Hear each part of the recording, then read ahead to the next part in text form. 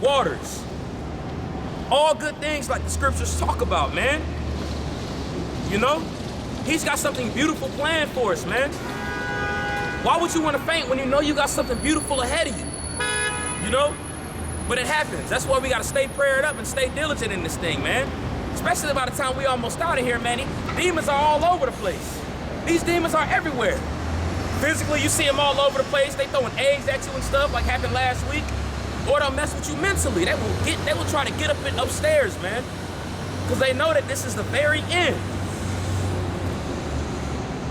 A land of wheat and barley and vines and fig trees. A city full of all good things. And that's the spirit, because like the brothers read in Hebrews earlier, man, we got a city that we're trying to get to.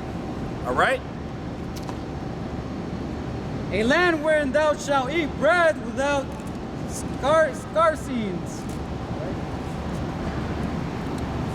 A land where you'll eat bread, man, continually. And ultimately, that bread, this word, man, it's going to be placed up here, man, so you're going to continually eat that, man.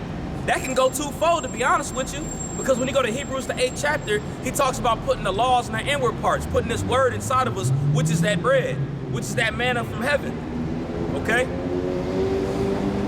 Thou shalt not lack anything in it, a land whose stones are iron, and out of whose hills thou mayest dig brass.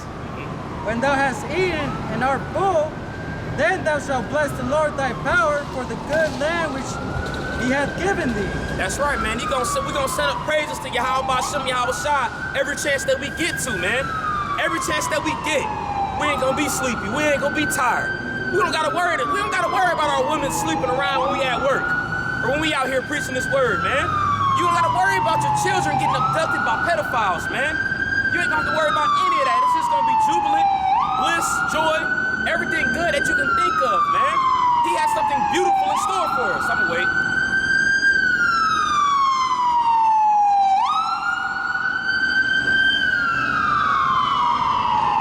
Hey, these sirens are gonna be going all over the streets of America very soon, man. That's right. Y'all gonna be hearing this all over the place. Right. Just wanna get there. Go ahead, brother. Verse 11, before that thou forgot, beware that thou forget not the Lord thy power, and not keeping his commandments. That's right, man. And when you go to these commandments, I just gotta say this. It's impossible to keep the whole law, especially when we're living in America. When we're living in a sinister society where temptation is everywhere, man. But that's why you gotta imply faith. That goes into the law as well. Like Yahweh Shai said, love your neighbor as yourself, and love the Most High with all your heart, and you follow the laws. And all that applies with this, man. So you can't lose that faith like the brother brought out beautifully earlier, man. You gotta keep on fighting. This is a race, man, and we gotta keep running. Ain't no time to be weary, ain't no time to stop, man. Ambulances everywhere, death and destruction. What happened in Wisconsin, man? You got rioting breaking loose, people burning gas stations down. It's so much stuff that the Lord is revealing to us that he's about to make his grand entrance. And you got Jake acting a dang fool, man. You got our people acting up. And when I say Jake, I'm talking about you Negroes, Latinos, and Native Americans, man. Children of Jacob. The true Israelites that the Bible speaks of, man. It ain't them gutter rats that's over there in that land right now, man. It's y'all, man. And his judgments and his statutes which I command thee this day, lest when thou hast eaten and art full, and hast built goodly houses and dwelt therein, and when thy herds and thy flocks multiply, and thy silver and thy gold is multiplied, and all that thou hast is multiplied, then thy heart be lifted up, and thou forget the Lord thy power, which brought thee forth out of the land of Egypt. Yeah, man, so don't go to this place. And you know, again, that's just him talking about going to this land. You're going to be multiplied. He's going to be given abundantly, this, that, and the third. Don't forget about him. You know, but that's pretty much it on that one. I know, like, you got a preacher right here. I got one about the law real quick. Go ahead, brother. 2nd Ezra 7 and 20. 2nd Ezra 27 and 20. For there be many that perish in this life, because they despise the law of the Most High that is set before them. That's right, man. And that happened back around, man, it first happened when we was living in paradise, man. The first thing that happened, as soon as we bit that fruit, he said, you shall surely die. And you see that everywhere, man, because they didn't follow a commandment that he had placed. He set up a standard to follow, and we didn't follow that, man. So we are continually dying daily, man. It's still happening. Is there more to it? Verse 21, for the Most High hath given straight commandment to such as came, what they should do to live, even as they came, and what they should observe to avoid punishment. That's right, man. He gave you a set standard to follow, man. And the thing about it, I just want to say this because I'm going to switch gears real quick. Again, I mentioned it's beautiful seeing brothers waking up, man. You know, you got brothers that's out here listening, man, trying to follow the law to the best of their ability, man. That want that eternal life. It's beautiful, man. We got to pray that we don't fade in this thing, man. So we keep on pushing, man. We're here for each other. But the Most High is doing a beautiful work, man. He's showing everybody. He's showing the whole world. He's revealing this to the whole world. Like when you go to the Olympics, man. You know, matter of fact, go to Ezekiel 37. Like when you go to the Olympics, you got Gabby Douglas, world-class gymnast. She ain't put her hand on her chest for the what's it called, the BS. Yeah, whatever that mess is, man. And you got these people demonizing her, man. She's standing up for something, man. Even though she's still a so-called black woman, that ain't right, man. But Jake is waking up right now, man. She actually had the Assyrian Hebrew on her arm, and it said Alahayim. You know, people will say it'll say Elohim, but when you go to the ancient Hebrew, it said Alahayim. You got another Jake that's a power lifter, man. He was rocking the fringes when he was lifting. One of the strongest men in the world, man. You got Jake waking up everywhere, man. David, what we was talking about a few days ago, bro. David West, man. David West. Even though you know Jake is in that black conscious BS, it's like usually a gateway. That's when Jake trying to find their way. But Yahweh Bashim Yashah is the way, man. But he gonna bring up Isaiah 44 really quick. We can hold that one. So with that being the case, man, we're gonna bring this out really quick. Again, I just wanted to switch gears and just continue on about faith. But through that push of faith, man, now you got fruit coming. That's right. You know what I'm saying? So let's bring this out real quick. This is Isaiah chapter 44, verse 1. Yet now hear, O Jacob, my servant, and Israel, who I have chosen. Israel, who I have chosen. Ain't talking about everybody, man. He's talking about you so-called Negroes, Latinos, and Native Americans, man. Show you that he ain't choose everybody, man. He don't give a dang about these other nations, man. Only cares about you. Ultimately, he only cares about the elect out of those tribes, okay? Go ahead. Thus saith the Lord that made thee, and formed thee from the womb, which will help thee. So, man, I just gotta bring this out too. Him that made you and formed you from the womb, man. It wasn't your dang mama that made you and formed you from the womb, because you got a lot of Jakes that believe that the black woman is God and that believes she created you, man. But it's him that formed you out of the womb. That's right. You know, I didn't want to digress, but I had to bring that out, man. Yeah, like, for example, you know, the woman was merely a tool, you know, used to procreate a man. Like, I don't know what scripture it says, but just roughly paraphrasing, it says, can the axe boast itself, you know? Pretty much saying, like, can the axe say, man, I cut this tree down? That's right. Like, nah, you can't, like, you can't do that. It's just a tool, you know? It's the one holding the axe. Yeah. This is... I was gonna say, if I can make a quick point what the brother's going into, the scripture says a man that getteth the wife getteth a possession. Yeah. You know, so you know, not diverting too much, but what is a possession? Something that you take, that's something that you can seize, something that you can do to help better your situation. Yeah. You know, a help me, if you will. You know what I'm saying? This is verse 2. Thus saith the Lord that made thee and formed thee from the womb, which will help thee. Fear not, O Jacob, my servant, and thou, Jezreel, whom I have chosen. Yeah, Jezreel, whom I have chosen. He's telling us to fear not, because we're coming into a day very soon, like I mentioned earlier, where fear is going to be everywhere, man. It's like, man, it's going to be some stuff that's going to be hard for you to see. Going to be hard for you to intake, man. You're going to see a lot of death and destruction, man. Children getting shot, children getting killed. Ultimately, it's already happening right now. Rioting all over the place. What happened, again, or not even, I'm not talking about Wisconsin, but in Ferguson, Missouri, there was actually the second year anniversary for old boy getting killed, man. And you had people out in the streets yelling and screaming. Somebody standing in the middle of the street. Dude rolled about 100 miles per hour down the street, knocked his ass out. He came flying on the sidewalk, man. That's right. You know? Rodney King incident, stuff like that, man. You're gonna be seeing a whole lot more of that, man. That's right. These troops finna be out in the streets and kicking your door down, man. What you gonna do then? But he's telling you to fear not. And it's ultimately, he's talking to the ones who have the faith, like we read earlier. Because a lot of you people don't have faith, man. You out here living recklessly, man.